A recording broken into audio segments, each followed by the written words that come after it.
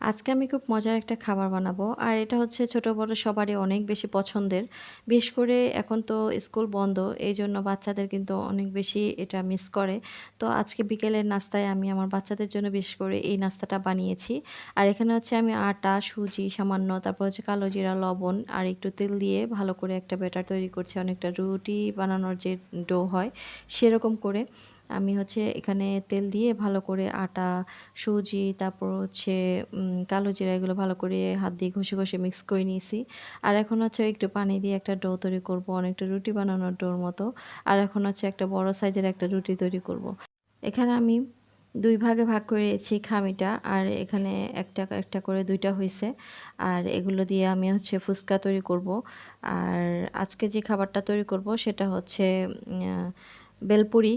তো বেলপুরি হচ্ছে বাচ্চারা খুব মিস করতেছিল, কারণ স্কুল তো বন্ধ, স্কুলে যেতে পারতেছে না, টিফিনের সময় বেলপুরিও খাওয়া হচ্ছে না। তো সে কারণে ভাবলাম বাসায় বাচ্চাদেরকে বেলপুরি বানিয়ে দিই, ওরা হচ্ছে অনেক খুশি হবে। তো সত্যি সত্যি কিন্তু বাচ্চারা অনেক খুশি হয়েছিল বেলপুরি বানিয়ে দেওয়ার কারণে, কারণ ওরা তো এই খাবারটা খুবই মিস করে। স্কুলে তো এই খাবারটা এখন খুবই জনপ্রিয় বাচ্চাদের জন্য।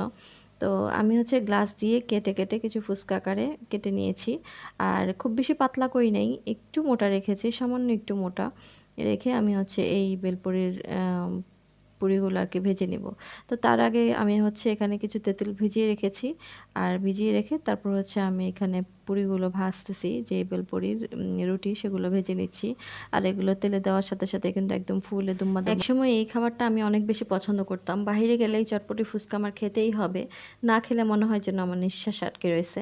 তবে এখন সময়ের সাথে সাথে সেই অভ্যাসটা একদম পাল্টে গেছে, রুচিটা একদমই চেঞ্জ, এখন আর তেমন একটা আগ্রহ ফিল করি না। এদিক দিয়ে আমি হচ্ছে তেঁতুলের টকটাও রেডি করে নিচ্ছি। আর এদিক দিয়ে আমি টালা জিরার গুঁড়া দিয়েছি, একটু করে গরম মশলা দিয়েছি, তারপর হচ্ছে সামান্য চিনি দিয়েছি, সামান্য লবণ দিয়েছি, শুকনা গুঁড়া মরিচ দিয়েছি, মানে শুকনা মরিচকে গুঁড়া করে তারপর দিয়েছি, চটপটির মশলা সামান্য একটু দিয়েছি, দিয়ে এটাকে ভালো করে মিক্স করে নিয়েছি।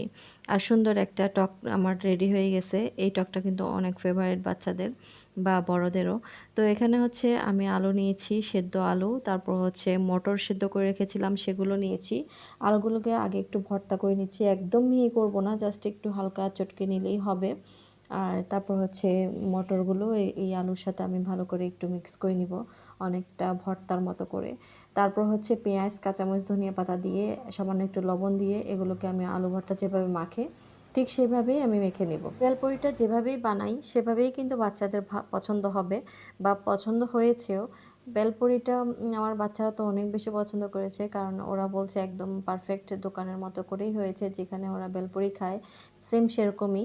তো আমিও হচ্ছে সেরকম করারই চেষ্টা করেছিলাম। এদিক দিয়ে হচ্ছে যে পুরিগুলো আমি ভেজে নিয়েছি সেগুলোতে এখন হচ্ছে আলু ভর্তা আর মটরটা দিয়ে দিচ্ছি।